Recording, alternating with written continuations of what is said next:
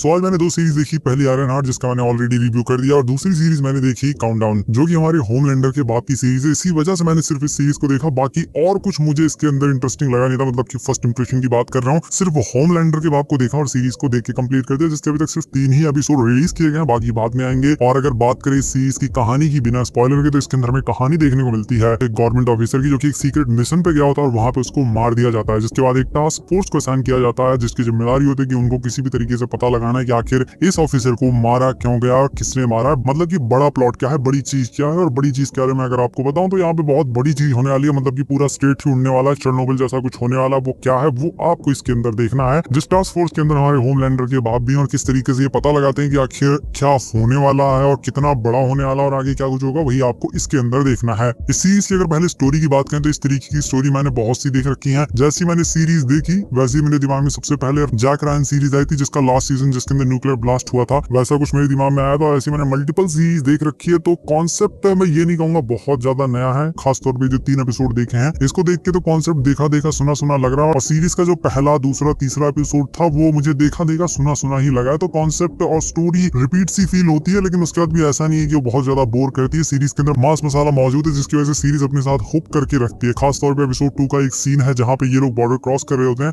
Mexican border और American border, वहाँ पे काफी कमाल का काफी इंटेंस सीन आता है। बाकी उसके अलावा तीनों एपिसोड के अंदर एज सच कोई बहुत ज्यादा थ्रिलिंग बहुत ज्यादा कोई कमाल का सीन देखने को मिला नहीं। साथ में जितने एक्टर्स हैं उनकी परफॉर्मेंस काफी अच्छी है, लेकिन जिसकी वजह से मैंने इस सीरीज को देखा, यानी कि हमारे होमलैंडर के पिताजी, अब इन एक्टर का नाम मैं भूल रहा हूँ, एस्टल करके कुछ नाम है, लेकिन अगर इनके परफॉर्मेंस की बात करें तो इनका कैरेक्टर बिल्कुल डिफरेंट देखने में लगा। जिस तरीके से हमने इनको द बॉयज सीरीज के अंदर देखा था एकदम बैड एस कैरेक्टर की तरह, किसी के नहीं सुनते, एकदम असली मर्द की तरह, तो वहाँ पे वो चीज थोड़ी सी मिसिंग लगी, क्योंकि यहाँ पे ये एक मजनू की तरह ज्यादा नजर आते हैं। साथ में इनकी कुछ खुद की भी पर्सनल प्रॉब्लम्स हैं बहुत बड़ी। अब वो बहुत बड़ी प्रॉब्लम क्या है वो तो सीरीज के अंदर आपको देखना है, लेकिन ये जो 3 एपिसोड है ये एज सच को इतना बड़ा इम्पैक्ट मेरे ऊपर नहीं डाल सकी कि मैं आगे सीरीज को कंटिन्यू करूं। मतलब कंटिन्यू तो करूंगा ही, लेकिन मुझे फोर्स नहीं किया इन एपिसोड्स ने कि नहीं आपको कंप्लीट करना ही करना है। ऐसा नहीं है कि किसी क्लिफ हैंगर के ऊपर ये सीरीज एंड हुई है, उसका तीसरा एपिसोड एंड हुआ हो। तो इस वजह से सीरीज की राइटिंग के अंदर कमी लग रही है, जिसको और ज्यादा इंटरेस्टिंग तरीके से लिखा जा सकता था, स्टोरी को और ज्यादा एंगेजिंग बनाया जा सकता था, लेकिन इन सब चीजों में ये सीरीज लैक करती है। इस वजह से ये एक डिसेंट सीरीज है जिसको आप एक बार देख सकते हैं। खासतौर पर 3 एपिसोड देख के, वैसे 3 एपिसोड से जज करना मुझे नहीं लगता कि सही होगा, लेकिन फिर भी अभी का जो